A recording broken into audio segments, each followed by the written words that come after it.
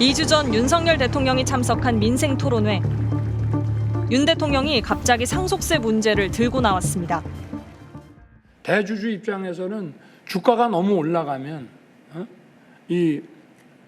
나중에 어떻게 되겠습니까? 상속세를 어마어마하게 물게 됩니다. 거기에다가 할증세까지 있어가지고. 상속세 부담 때문에 대주주가 주가를 억누르는 부작용을 없애려면 상속세를 내려야 한다는 논리입니다. 정말 상속세가 어마어마할까요? 한국의 명목 상속세율은 최고 50%, 최대 주주는 할증이 붙어 60%입니다. 하지만 각종 공제가 많아 실제 내는 세율은 29% 정도입니다. 사망자 유족 가운데 상속세를 내는 비중은 5%도 안 됩니다. 공제해주고 이거 빼주고 저거 빼주면 예를 들어서 배우자 공제 이런 공제 금액을 따지면 그게 높지 않아요. 상속세를 없앤 나라들도 있습니다. 스웨덴은 최고 70%에 이르던 상속세 때문에 자국 대기업들이 잇따라 본사를 외국으로 옮기자 2005년 상속세를 폐지했습니다. 하지만 그 대신 30% 자본이득세를 새로 도입했습니다. 주식을 물려받을 때는 세금을 안 내지만 물려받은 주식을 팔아 실제로 이익을 실현하면 30% 세금을 내야 합니다.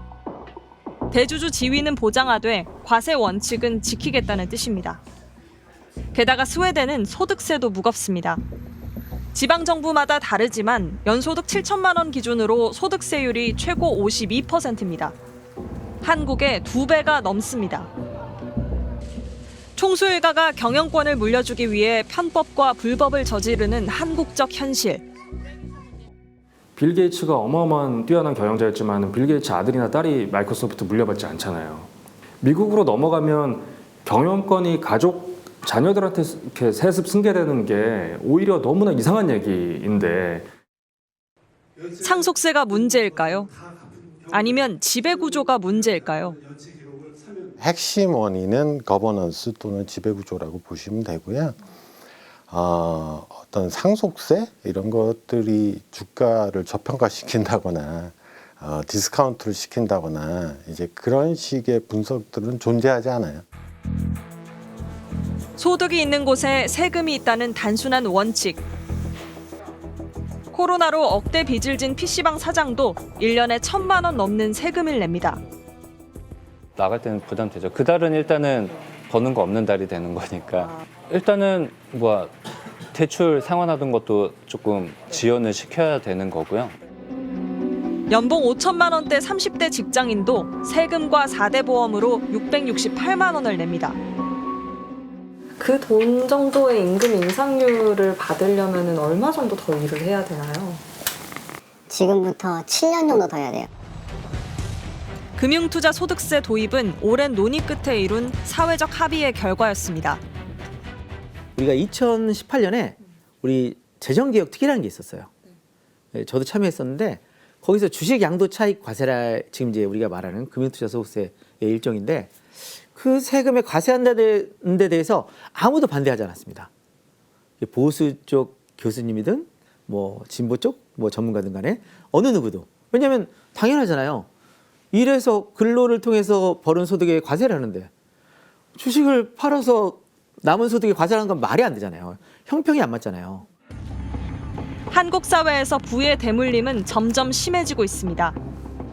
21세기 자본의 저자 피케티의 방법론으로 한국을 분석한 결과 부의 축적에서 상속에 기여한 비중이 1990년대 29% 정도였는데 2010년대 다시 38%로 높아졌습니다.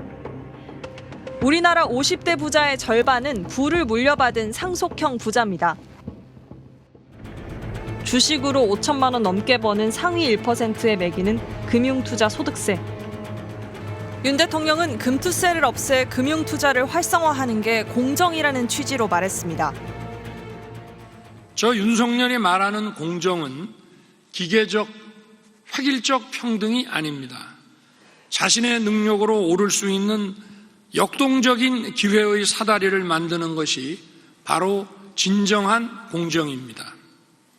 계층의 고착화를 막고 사회의 역동성을 끌어올리려면 금융투자 분야가 활성화되어야 합니다.